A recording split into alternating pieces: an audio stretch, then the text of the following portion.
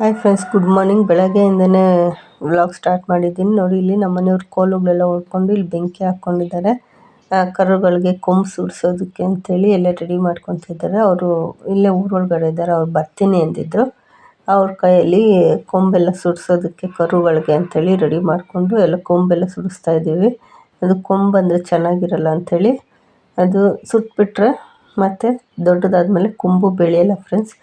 ಚೆನ್ನಾಗಿ ನೀಟಾಗಿ ಇರುತ್ತೆ ಹಸುಗಳು ನೋಡೋದಕ್ಕೆ ಅಂತೇಳಿ ಈ ಥರ ಸುಡಿಸ್ತಾ ಇದೀವಿ. ನೋಡಿ, ಹಸುಗಳಿಗೆ ಕೊಂಬಂದ್ರೆ ನೋಡೋಕೆ ಚೆನ್ನಾಗಿರೋದಿಲ್ಲ ಅಂತೇಳಿ ಪೈಪ್ ನೋಡಿ ಈ ಥರ ಕಟ್ಟಾಕ್ಬಿಟ್ಟು ಅದಕ್ಕೆ ಕಾಲೆಲ್ಲ ಹಾಗೆ ತೆಗೆದುಬಿಟ್ರೆ ಮತ್ತೆ ಕೊಂಬು ಬೆಳೆದೇ ಇರುತ್ತೆ. ಮಾಡಿಬಿಟ್ರೆ ಕೊಂಬು ಬಂದ್ರೆ ನೋಡೋದಕ್ಕೂ ಚೆನ್ನಾಗಿರುತ್ತೆ ಅಂತೇಳಿ ಲಕ್ಷಣ ಹಸುಗಳಿಗೆ ಅಂತೇಳಿ ಅಷ್ಟು ನಮ್ಮ ಮನೇಲಿ ಕೊಂಬೆಲ್ಲ ಈ ಥರ ನಾವು ಚಿಕ್ಕ ಕರುಗಳಿದ್ದಾಗಲೇ ಸುಡಿಸ್ಬಿಡ್ತೀವಿ. ಎಲ್ಲರೂ ಅಷ್ಟೇ ಹಿಡಿಯೋಕ್ಕಾಗಲ್ಲ ಫ್ರೆಂಡ್ಸ್. ಇನ್ನು 3 ತಿಂಗಳು ಇಲ್ಲ ನೋಡಿ ಹೆಂಗಿದೆ ಅದು ಕರು, ಹಿಡಿಯೋಕ್ಕಾಗಲ್ಲ.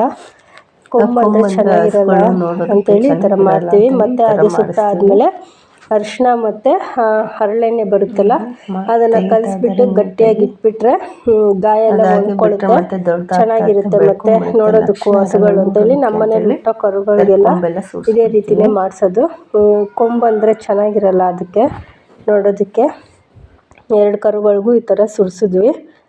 ಹಾಗೆ ಅಲ್ಲಿಂದ ಬಂದು ನಮ್ಮ ಚಿಂಟು ಏನೋ ಮಾತಾಡ್ತಾ ಇದ್ದ ನಮ್ಮ ಮನೆಯವ್ರ ಹತ್ರ. ನೋಡಿ, ಏನೋ ಕೇಳ್ತಾಯಿದ್ರು ಚಿಂಟುನ. ಹೇಳ್ತಾ ಇದ್ದ ಚಿಂಟು ಅದು ಇದು ಅಂತೇಳಿ ಫೋನಲ್ಲಿ ಕೇಳ್ತಾ ಇದ್ದರೆ ಹೇಳ್ಕೊಂಡು ಮಾತಾಡ್ತಾಯಿದ್ರು ಇಬ್ಬರೂ. ಏನಂತ ನಾನು ಸರಿಯಾಗಿ ಗಮನಿಸಿಲ್ಲ. ಸರಿ ಅಂತ ಅವರೆಕಾಯಿ ತಂದಿದ್ರು. ಅವರೆಕಾಯಿ ಎಲ್ಲ ಇಲ್ಲಿ ಹಾಕಿದ್ದೀನಿ, ಕೆಳಗಡೆ ಬಿಡಿಸಿ ನೆನೆಯೋದಕ್ಕೆ ಹಾಕೋಣ ಅಂತೇಳಿ. ಹಾಗೆ ಚಿಂಟು ಎಲ್ಲ ಕೆಲಸ ಎಲ್ಲ ಮುಗಿದ್ಮೇಲೆ ಗಾಡಿ ಎಲ್ಲ ತುಂಬ ಗಲೀಜಾಗಿತ್ತು ಅಂತ. ಅವತ್ತು ಸಂಡೇ ಫ್ರೆಂಡ್ಸ್, ಸಂಡೇ ವ್ಲಾಗ್ ಆಗಿರುತ್ತೆ ಇದು. ಗಾಡಿ ಎಲ್ಲ ಗಲೀಜಾಗಿತ್ತು ತುಂಬಾ ಅಂತೇಳಿ ಮಂಜೆಲ್ಲ ಬಿದ್ದು ಮಣ್ಣೆಲ್ಲ ಅದ್ರ ಮೇಲೆ ಕುತ್ಕೊಂಡು ನಡುವೆ ತೊಳೆದಿರಲಿಲ್ಲ. ಸರಿ ಅಂತ ಅವನ್ನೆಲ್ಲ ವಾಶ್ ಮಾಡ್ತಾಯಿದ್ದ ಪೈಪ್ ಹಾಕ್ಕೊಂಡು ನೀಟಾಗಿ ಎಲ್ಲ ವಾಶ್ ಮಾಡಿ ಎತ್ತಿಡ್ತೀನಿ ಅಂತೇಳಿ ತೊಳಿತಾ ಇದ್ದ. ಹಾಗೆ ನಾನಿಲ್ಲಿ ಅವರೆಕಾಯೆಲ್ಲ ನೆನೆಸಿ ಇಕ್ಕಿದ್ವಲ್ಲ, ನೆಕ್ಸ್ಟ್ ದಿನ ಬೆಳಗ್ಗೆ ಸಾಂಬಾರು ಮಾಡೋಣ ಅಂತೇಳಿ ಎಲ್ಲ ರೆಡಿ ಮಾಡ್ಕೊತಾ ಇದ್ದೀನಿ ಸಾಂಬಾರಿಗೆ. ಇದು ಅದೇನದು ಇದ್ಕಿದ ಬೇಳೆ ಸಾಂಬಾರು ಮಾಡೋದಕ್ಕೆ ನೋಡಿ ಎಲ್ಲ ಫ್ರೈ ಮಾಡ್ಕೊತಾ ಇದ್ದೀನಿ. ಒಂದು ಸ್ವಲ್ಪ ಅವರೆಬೇಳೆ ಎಲ್ಲ ಹಾಕಿ ಈರುಳ್ಳಿ, ಬೆಳ್ಳುಳ್ಳಿ, ಚಕ್ಕೆ, ಲವಂಗ, ಶುಂಠಿ ಎಲ್ಲದನ್ನು ಹಾಕಿ ಗಸಗಸೆ ಎಲ್ಲ ಹಾಕಿ ಹುರ್ಕೊತಾ ಇದ್ದೀನಿ. ನೋಡಿ, ಇದ್ಕಿದ ಬೇಳೆ.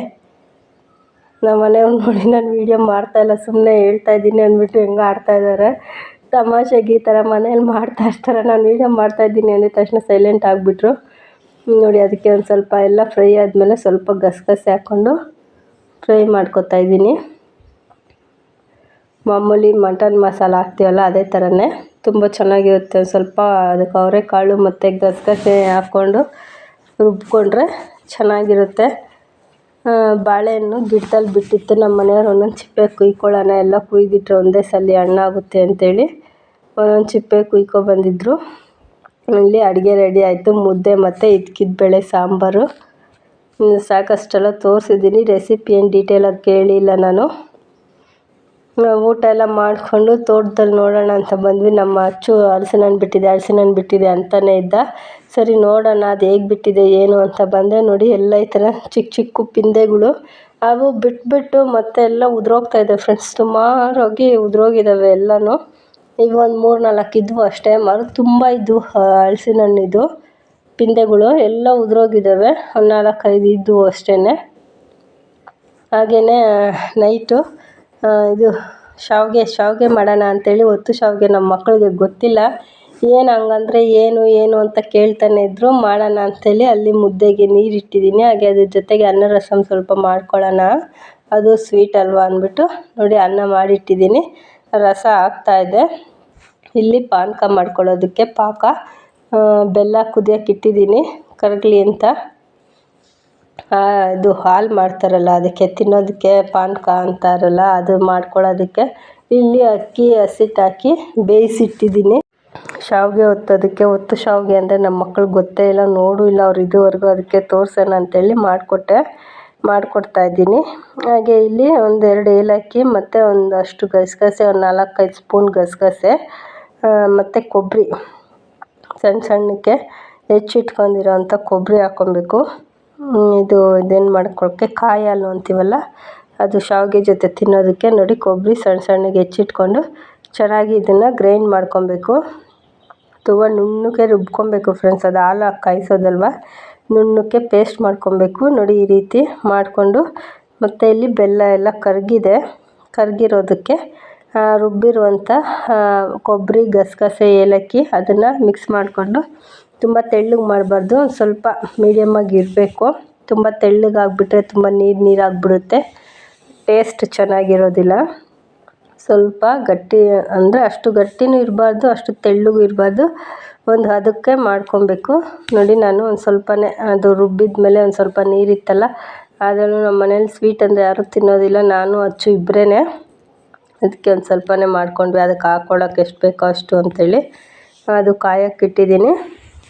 ಕಾಯಕ್ಕಿಟ್ಬಿಟ್ಟು ಇಲ್ಲಿ ಮುದ್ದೆಗೆ ಬೇಯಿಸಿಟ್ಟಿದ್ನಲ್ಲ ಅದು ಬೆಂದಿತ್ತು ನೋಡಿ. ಮಾಮೂಲಿ ಮುದ್ದೆ ಮಾಡ್ತೀವಲ್ಲ ಅದೇ ಥರ ಬೇಯಿಸ್ಕೊಂಡು ಕ್ಲೀನಾಗಿ ಈ ಥರ ನಾದ್ಕೊಬೇಕು. ಹಿಟ್ಟೆಲ್ಲ ಕೆಳಗಡೆ ಇಟ್ಕೊಂಡು ಚೆನ್ನಾಗಿ ಈ ಥರ ಮಿದ್ದಿ ನಾದ್ಕೊಂಡು, ಮತ್ತು ಮಾಮೂಲಿ ರಾಗಿ ಮುದ್ದೆ ಮಾಡ್ತೀವಲ್ಲ ಅದೇ ಥರ ಮುದ್ದೆ ಮಾಡ್ಕೊಳ್ಬೇಕು.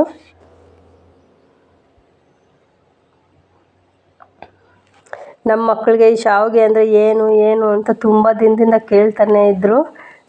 ಅದಕ್ಕೆ ಗೊತ್ತಿಲ್ವಲ್ಲ ಇವ್ರಿಗೆ ಅಂದ್ಬಿಟ್ಟು ಇಲ್ಲಿ ನಮ್ಮ ಮೈದನವ್ರ ಮನೇಲಿ ಇದು ಮಿಷಿನ್ ಇತ್ತು, ಅವ್ರ ಮನೇಲಿ ತಗೊಂಬಂದ್ಬಿಟ್ಟು ಇದು ಸ್ಟೀಲ್ದು. ನಮ್ಮ ಮನೇಲಿ ಆವಾಗೆಲ್ಲ ವುಡ್ಡಿಂದು ಇರ್ತಾಯಿತ್ತು ಫ್ರೆಂಡ್ಸ್. ವುಡ್ಡು ತುಂಬ ದೊಡ್ಡ ಮಿಷನ್ ಅದು, ಹಳೆ ಕಾಲದಲ್ಲಿ ಅದ್ರಲ್ಲಿ ಮಾಡೋರು ನಮ್ಮ ಮನೇಲಿ. ಆವಾಗ ಹೋಗಿ ಮಾಡ್ತಾನೆ ಇದ್ದರು, ನಾವು ತಿಂತಾ ಇರಲಿಲ್ಲ ಅಷ್ಟು ಇಷ್ಟಪಟ್ಟು. ನಮಗೆಲ್ಲ ಗೊತ್ತಿತ್ತು, ಇವ್ರಿಗೆ ಗೊತ್ತಿರಲಿಲ್ವ, ನಮ್ಮ ಮಕ್ಕಳು ಇದುವರೆಗೂ ನೋಡಲೇ ಇಲ್ಲ ಅದನ್ನು. ಅದಕ್ಕೆ ಸರಿ ಅಂತ ತೋರ್ಸೋಣ ಅಂಥೇಳಿ ಅವ್ರಿಗೂ ತಿಂದಂಗೂ ಆಗುತ್ತೆ, ನೋಡ್ದಂಗೂ ಆಗುತ್ತೆ ಅಂಥೇಳಿ ಮಾಡಿಕೊಡ್ತಾ ಇದ್ದೀನಿ ನೋಡಿ. ಅದರಲ್ಲಿಟ್ಟು ಈ ಥರ ಮೇಲೆ ಒಂದು ಆ ಕಡೆ ಈ ಕಡೆ ಅಡ್ಡ ಒಂದು ಕಂಬಿ ಇದೆ, ಮಾಮೂಲಿ ಚಕ್ಲಿ ಒತ್ತುತ್ತೀವಲ್ಲ ಅದೇ ಥರ ಫ್ರೆಂಡ್ಸ್. ನಾನೇನು ಮಾಡಿದೆ, ಕೆಳಗಡೆ ಪ್ಲೇಟ್ ಇಟ್ಬಿಟ್ಟು ಸುಮ್ಮನೆ ನನ್ನ ಪಾಡಿಗೆ ನಾನು ಒತ್ತುತ್ತಾನೆ ಇದ್ದೀನಿ.